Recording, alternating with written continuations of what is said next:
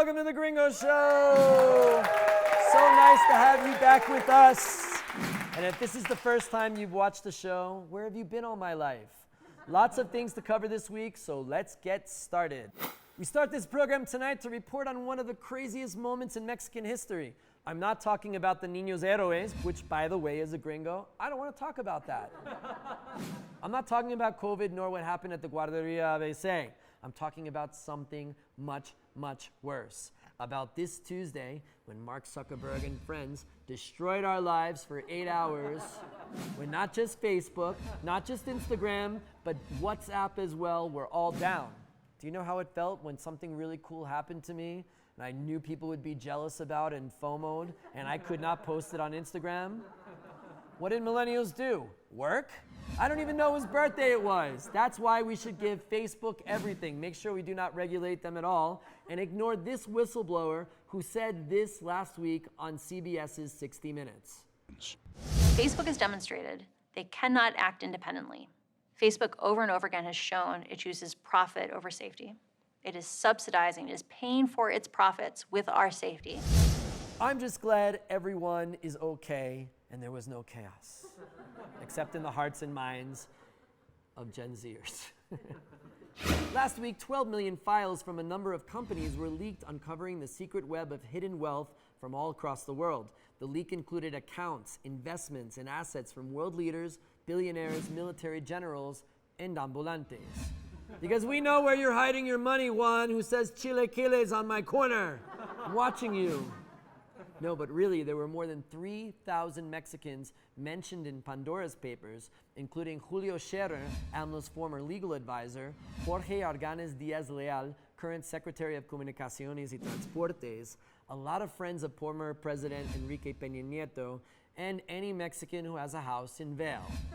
They're all in the report. Imagine there's a secret vault off one of the ski slopes in Vail filled with pesos. When asked about members of his inner circle who were mentioned in the report, responded AMLO. Maybe too much hair. La corrupción es absolutamente intolerable. A menos que sean mis hermanos o mis amigos.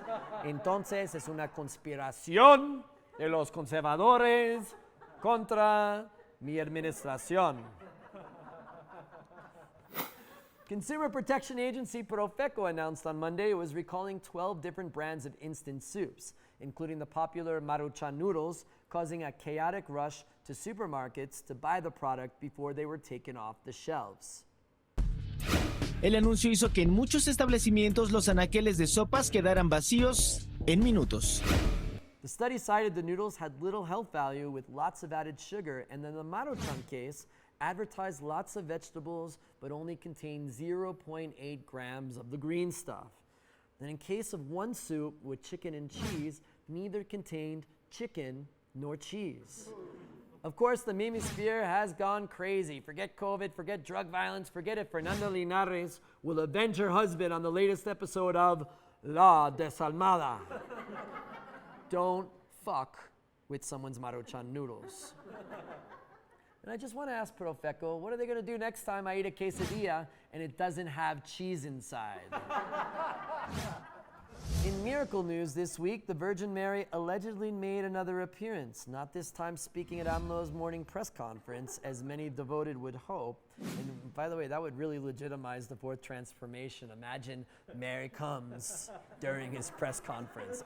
Imagine AMLO's ego. She did not appear again on a flour tortilla like in 2018, but this time she apparently appeared on a piece of concrete. That's right, some in the town of Tula, Hidalgo, believed that the Immaculate Conceptioner appeared on a slab of concrete inside of a house in Tula, which is the place where they have Cruz Azul Cemento. Makes sense. And I thought it was just the 100-legged centipede that was found nearby.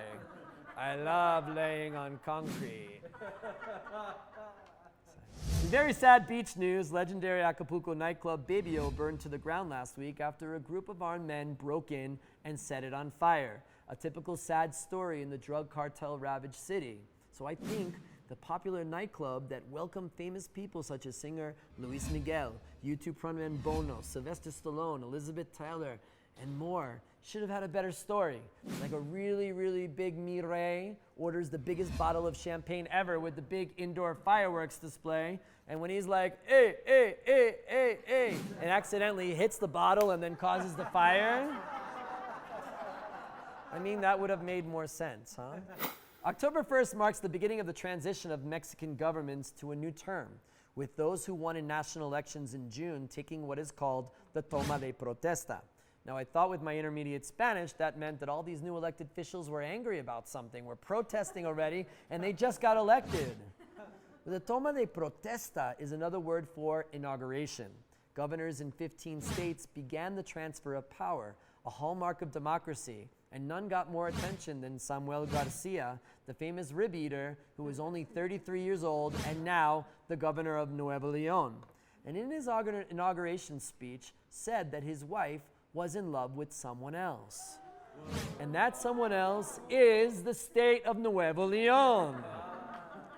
I can see their fights. He's like, Mariana, you're having sex with Monterrey. Well, the state buys me more jewelry than you, Samuel. No, don't say that.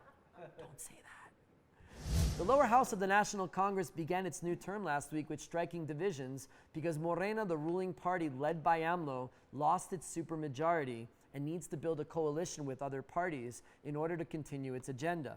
The problem is they all have been fierce opponents for the last 3 years. So any coalition is literally like sharing a bed with the guy who banged your wife last week.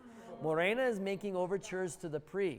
Remember the party that ruled the country forever and that was pretty much decimated in the 2018 election, which is really strange because the PRI ran in an alliance with the other major party, the PAN, just to defeat Morena.